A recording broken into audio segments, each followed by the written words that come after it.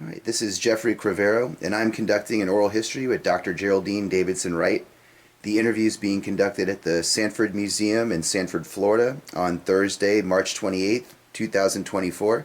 Dr. Wright, thank you so much for speaking with us today. If you would, please begin by just stating your full name and telling us a little bit about where you're from and what life was like for you growing up. Okay, my name is Geraldine Louise Davidson, and I married James Wright, so my name is Geraldine. I go by legal name Geraldine Davidson Wright. And I was born in Sanford, Florida, September 21st, 1946. My home was 615 Hickory Avenue in Sanford. I lived, after being born, I lived with my mom, my dad, who was here in the Navy. He was stationed at Sanford Naval Air Station. My dad, my mom, my grandmother, and my great-grandmother. And it was my great-grandmother, who was Ella Hogan, was the head of the household according to the 1910 census. So I gathered that much. She was the head of the household, and all of the named people that I just named were living in her household. In her family, my great-grandmother had, my son says she had four, she said she had five children, but I was only aware of four. She had, Ella was, they came from Columbia County, and I'm assuming that's in Florida, and her mom was Ella Davis, and she had, Ella had siblings, Mary, Florence, Christina, Jackson, and Laura. Those were my great-grandmother's siblings. Now, in Sanford, I don't see a husband name, which is kind of odd. And my son thinks there was something that happened and they came to Sanford for some odd reason. He did not find that out. But there was no name. She was named Ella Davis, but our records indicate on the census that she's Ella Hogan. And Ella had several children. They were pretty successful. She had a son by the name of James Williams. She had a son named James. She had a daughter, which was my grandmother, Iola. She had a daughter whose name was Maud, and she had a son by the name of Thomas. And I did know vaguely James a little bit. Iola, my grandmother, of course. Maud, my mom's, my grandmother's sister who moved to Chicago, and my uncle Thomas who lived in Jacksonville. So I did know three of them. The other named sibling of my grandmother was James, and he was a porter on the Atlantic Coastline Railroad. And I do know that he traveled from New York to Miami, and he settled in Miami, Florida, and he was a pretty successful person.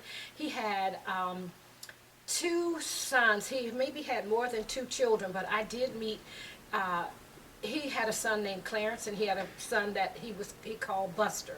And these two one was a doctor in Miami and one was a dentist in Miami. So they were pretty successful people. I didn't know, I remember when I moved back to Florida from New York, because my husband and I, when I married, I lived in New York. So I remember when I moved back to Florida, I did meet the doctor and the dentist, and they were pretty nice people. And I have a picture of them with Ann's mom and father. They came to visit Ann's mom and dad, and I was able to go by and visit them and take my children to see the doctor and the dentist. So I do have that little bit of connection with them. I also recall when my grandmother passed away that they both came to my grandmother's funeral. So I do have a little bit of connection with them in that respect. My Aunt Maud, who was I guess she was maybe not the baby in the family of my great-grandmother, but she was the next to the baby, who she moved to Chicago, and she ended up having a pretty large family. I didn't have a lot of connections with her family other than writing letters back and forth to her. She was pretty much a good person to us when we were growing up. And she would send us packages from Chicago when we were little, living in Georgetown. So I had that connection with her. And my uncle Thomas, the one who lived in Jacksonville, I don't know a lot about him. I don't think he ever married. And he would come to Sanford every once in a while to visit my grandmother and my great-grandmother. So that's the connection that I have. Now, going back to Ella, it was said that she was a teacher, but I don't have any information on her being a teacher or a preschool teacher or whatever in Sanford. I don't have any strong background information on her being a teacher. But I know that she was a well thought of woman in Sanford. She was very active in St. Paul Missionary Baptist Church, and I think every Sunday, on the first Sunday of every Sunday, she went to church. So it wasn't a thing that she shied away from. She was very much involved in church, and she had all of the children involved in church as well. What else do I know about her? I know that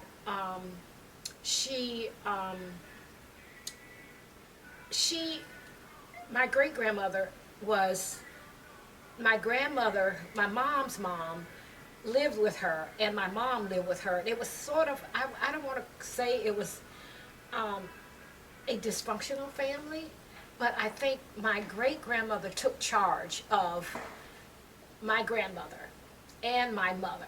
And it was like she was in charge of them to be sure that they were headed in the right direction. It wasn't like, I'm going to let you guys slide away from me.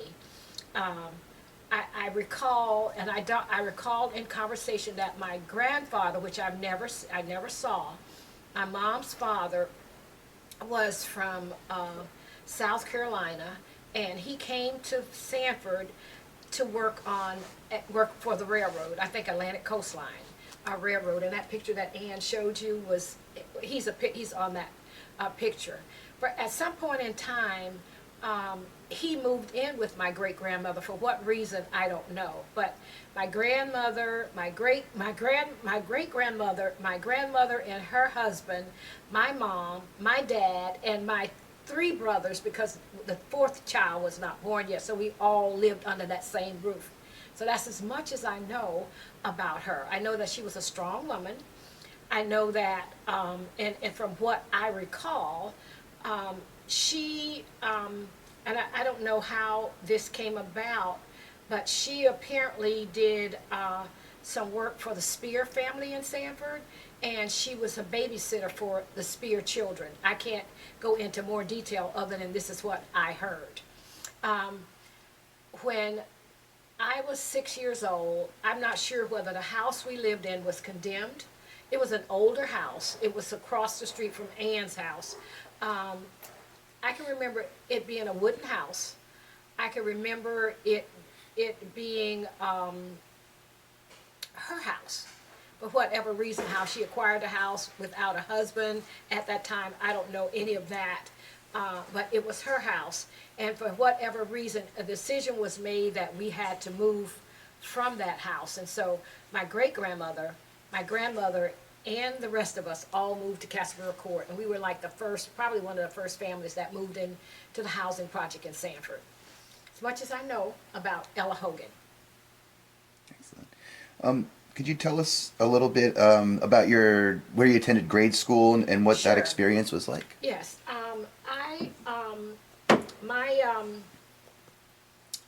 When my mom had 4 children, and 3 of us were born, we weren't born in the house, but we came home to live on 615 Hickory Avenue. My brother Paul was a year older than me, and he had the privilege of attending Hopper.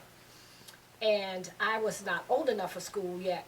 When we moved into the projects, my brother Paul was taken over to Hopper every day until the end of the year. So he finished up his first grade year at Hopper. My first grade year was at Goldsboro Elementary because we were down the street from Goldsboro. So I attended Goldsboro Elementary from 1st to 6th grade. I went to Crooms from 7th through 12th. And actually, I became the principal of Goldsboro some years down the road. After high school, I went to my father's family lived in Charlotte, North Carolina. I had a scholarship to a school in Charlotte, which is Johnson C. Smith University. So I spent 2 years at Johnson C. Smith on a scholarship. And I got married after my 2nd year, and then I moved to New York, and I graduated from Hunter College in New York City.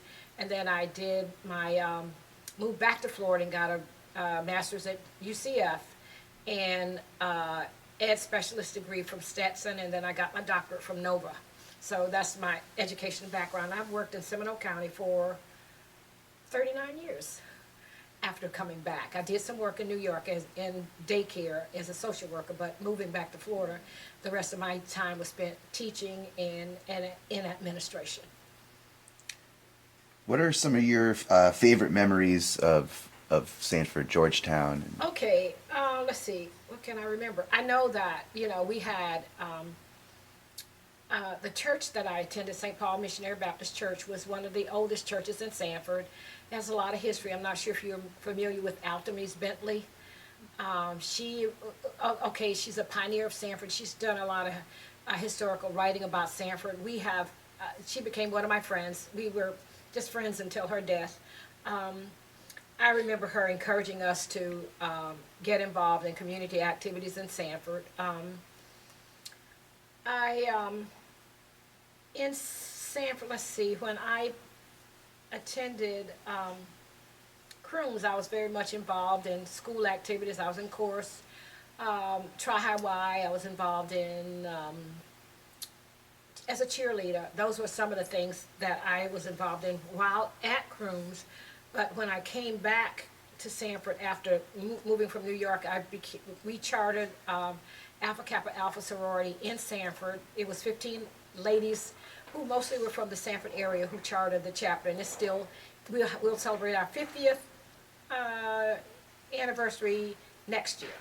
So that's one of the things I'm proud of, having been involved in that sorority for the almost 50 years. One of the other things that I guess I'm pretty much would say that, even though Goldsboro Elementary it's not a Hopper Elementary, this side of town school, when I went to Goldsboro back as a principal, there were a lot of changes that needed to be made at Goldsboro, and I was not there with the final changes at the school, but now it's an outstanding elementary school in the county, and I did quite a bit of work at the district office to make that happen. So that's one of the things that I'm really proud of. When I passed the school, I can say, hey, that was a part of my making.